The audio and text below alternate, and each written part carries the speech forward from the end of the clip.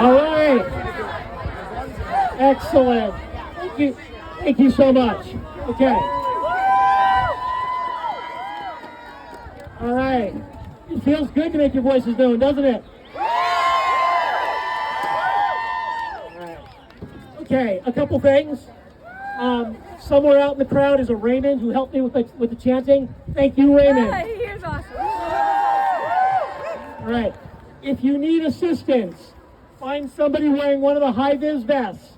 There are orange and yellow. One of them does one thing, one does the other, and I don't know which is which. Okay? But seriously, if you need assistance, you need medical, just talk to somebody in a vest. All right. Our next person to talk is Ashlie Kehrberg from Indiana Mob.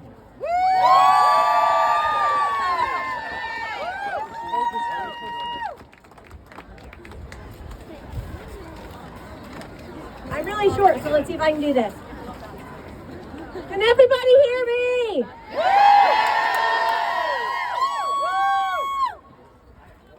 All right, here we go.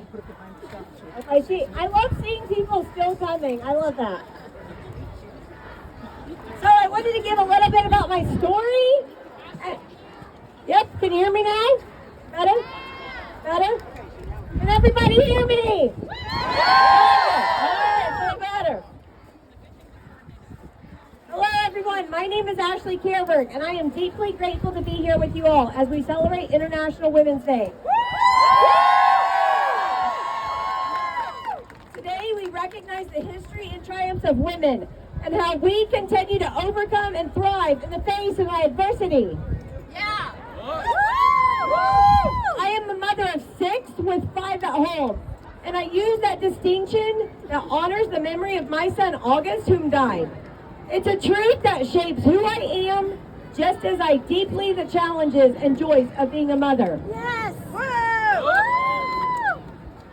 After the birth of my first child, Blake, 15 and a half years ago, I experienced postpartum anxiety and a struggle that was often not talked about back then. Oh, there's the wind. There we go. Okay. My spouse's family at the time told me, and I lightly quoted, but I did save this. Can you hear me? The wind got a little strong. You're good. Can you hear me better? Can you hear me now? Yes! Okay. It's like no matter which way. Here we go. My spouse at the time, family told me, and I lightly quoted, however, I did save those texts. She was not the one for pity parties. That I decided to be strong and face myself and realize I put myself into that situation. I decided to become pregnant, and I need to stand behind my decisions. I put myself right where I was and no one else. But once I came to terms with all of that, only then could I see myself powerful. And that's bull, because that is so problematic. It is 2025, and how many people are still getting texts like that? How many people are still hearing their family, their friends' family telling them, you decided to be pregnant, you decided, so you can live with anxiety. Can we think about how problematic that is for a new mom? There are still moms. So this was the beginning of many trials. In 2011, after a year and a half of dismissal health care, I was finally diagnosed with extremely large tumor in my spinal cord. The surgery left me disabled with a spinal cord injury. And during my rehabilitation hospital stay, my ex left. Thankfully. But for my son, I found the strength to keep smiling. It was he and I against the world. And my rehab hospital was 4 months long. What? Sorry. You're doing great. Yeah, you got it. What? You got it. Killing it. I'm trying here. He sat on my lap, steering my wheelchair with snacks in hand, And my nurses could never find me because I was always venturing around the entire hospital, talking to other people, hearing their stories. I wanted to know what got them in that situation and how, what, and why. But their stories mattered. Whether they were in the brain injury, the spinal cord injury, their stories mattered. I returned to Indiana for family support, yet faced challenges in every sphere. Healthcare, as an ependymoma, is not known in Bloomington. I actually just found care with a neuro-oncologist after 9 years. That ain't No, right. that's terrible. Whenever we have a monopolized healthcare in the state of Indiana. Let alone I need to be monitored every year. I had a doctor, but it was all a gamble with trial and error. Housing? Because you can't afford a home when you're getting pennies after a disability. You can't work and you're getting literal pennies. How are you going to find a home? Yes. And defining myself as a disabled single mom. Still, I persevered. A few years later, I met my husband. My son adored him and our family grew. He was incredibly supportive. We had 2 boys close in age, which has proved not all close age gaps are best friends. Yet. With each child came postpartum anxiety. Emotions that spiraled onto borderline psychosis with my 4th. Only 3 days after his birth, anxiety grip was so tight that I feared what could happen.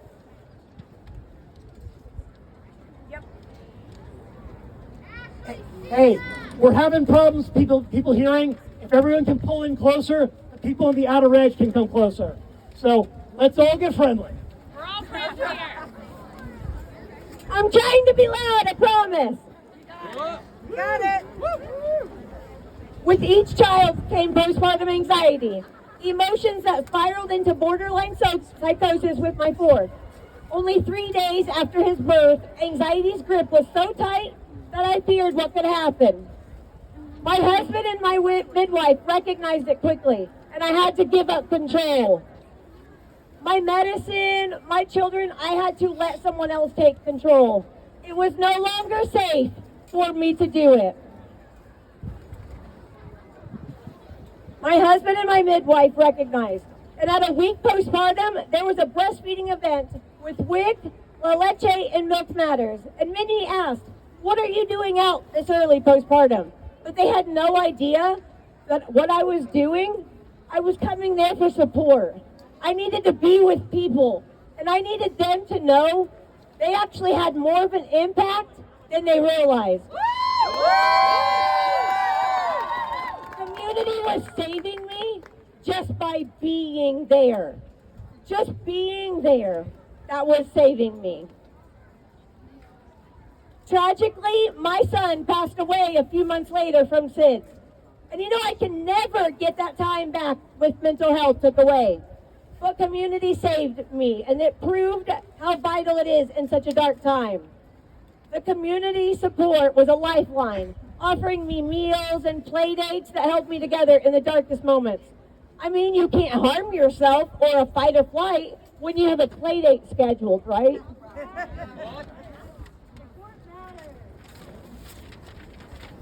You can't get in the car and drive away. I mean, food's coming, right? You can't. And as silly as that sounds, it made sense to me.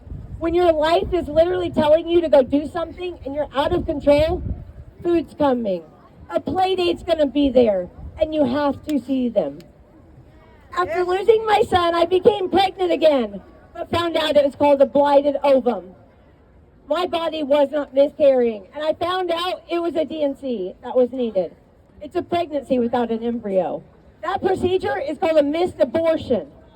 I didn't want to be pregnant because I thought my son, who passed away, wouldn't approve. Then when told there was just a sac, I missed the possibility. What if?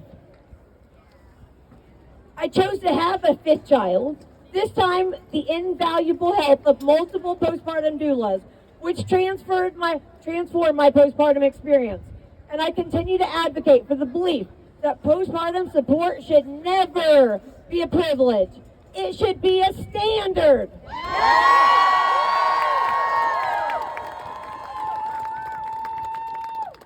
My son is hilarious. His name's Otto, and he loves the outdoors, and he always says he has work to do. But guess what? So do we. 2.5 years later, we unexpectedly became pregnant with our first daughter, Etta. While she brings immense joy to our lives, I still juggle with the weight of finances, the loss of a child, disabilities, and the needs of my family. I'm on a park board I care deeply about. I work with a past candidate that has changed my life for the better. And I want to live life, the best life that Ashlie can be. Yeah. Recently, I found myself pregnant again. But I knew it was not a viable option for me. Between finances, mental health, and the disability, I knew what was best. They did not. They did not know. Unless they want to live with me, honey, they don't. No, just come on. No, I don't. Please don't say that. Recently, whenever I found myself, I had to leave the state to seek appropriate health care. I prioritized my family's needs, and I recognized the immense privilege in that choice. There's people in rural areas, there's people in your cities that can't afford it. It is not cheap. They don't have time to take off for work, a babysitter. It is a privilege, and they want that to happen. They want you to not be able to go.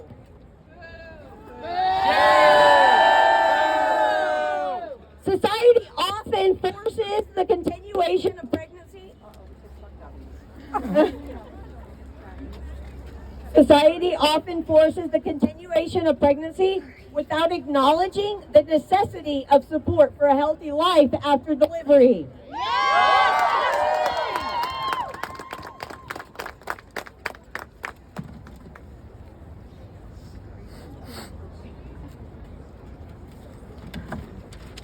In Indiana, our maternal mortality rates are staggering, with so many near misses that aren't always accounted for. You want to try this way? Yeah. Women facing life-threatening complications, mental health, drug overdoses, homicides from partners, and in some cases, losing their lives during childbirth, miscarriages, and shortly after. It is not always like TV with some dramatic theme.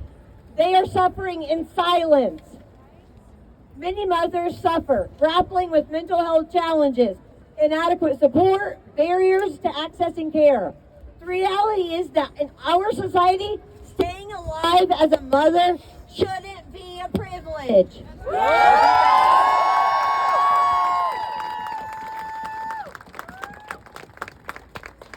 It should be a fun.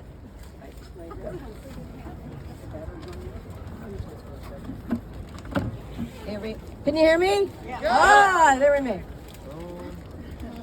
It should be a fundamental right for every woman, irrespective of her circumstances. It is a fundamental right, not a privilege, to be alive.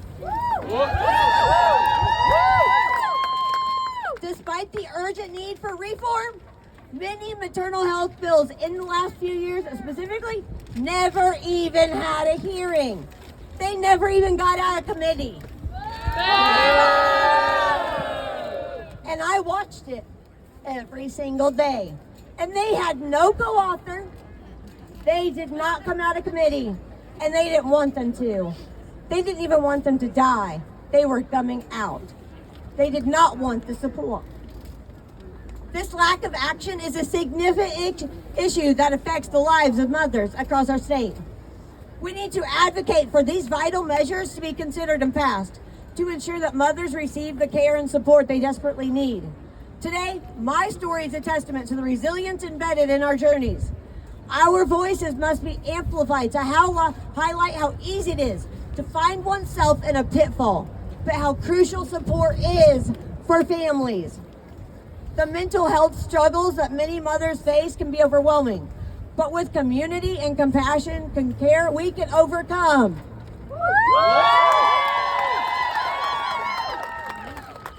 Postpartum care should be a fundamental right, something that sustains families and preserves life. It's crucial we continue to advocate in a world where women's health choices are respected and supported. They signed a bill against trans athletes, saying they were protecting women. But does stats show that? As they took that stroke of a pen and said that they were doing to help women? No. If they want to help women, help women. Targeting and attacking the very few so that they cannot help us? No, not everything is okay. That is not okay because they are not protecting. So for us, we have work to do. Every one of us have work to do. Thank you for allowing me to share my story, and let us continue advocating for care, respect, and understanding that everyone deserves, regardless of your status, regardless of your color, regardless of your orientation. We deserve care.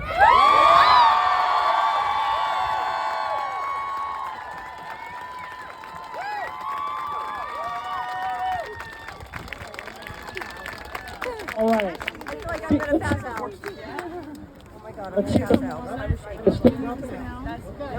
Oh my gosh. Turn that off. Okay. Operational issue. If there is a Megan Snyder here, we have your anthem card. Somebody lost this.